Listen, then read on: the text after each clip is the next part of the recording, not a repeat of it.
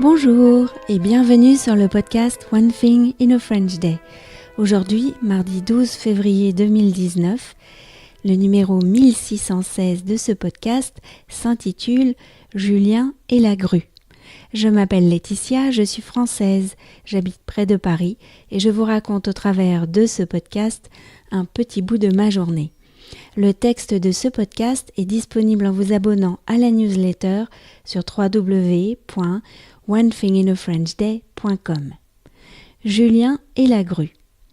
Ce soir, nous sommes rentrés de l'école avec nos voisins Clémence et Julien et amis. Clémence et Lisa étaient partis courir devant sur la coulée.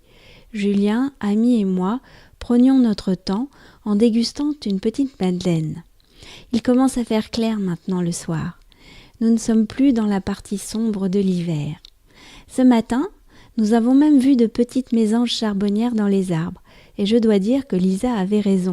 Elles sont jaunes sur le ventre et elles sont bien vertes sur le dos. J'avais vu un dos gris. Elle a de bons yeux, cette chipie. Donc ce soir, nous rentrions tranquillement. Tellement tranquillement que Julien s'est assis sur un des bancs qui bordent la coulée. Je l'ai vu regarder le ciel d'un air très intéressé. Alors, pour avoir la même vue que lui, je me suis assise comme lui, sur le banc, c'est-à-dire plus avachie qu'assise, pour pouvoir caler ma tête sur le dossier du banc et regarder le ciel. Cela m'a rappelé quand Julien venait chez nous quand nous habitions à Nières.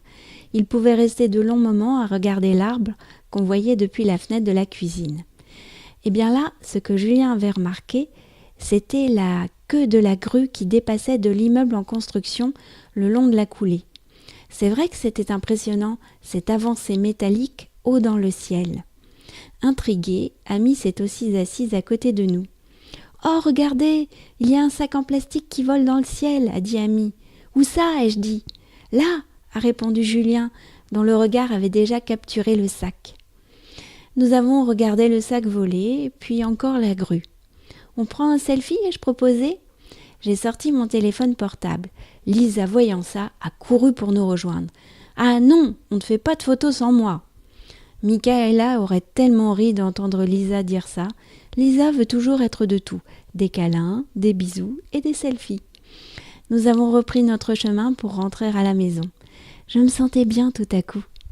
One Thing in a French Day, c'est fini pour aujourd'hui. Vous pourrez retrouver le début du texte de ce podcast ou vous abonner à la newsletter sur www.onethinginafrenchday.com. Si vous avez envie de m'envoyer un message, voici mon adresse email frenchday@gmail.com. À demain!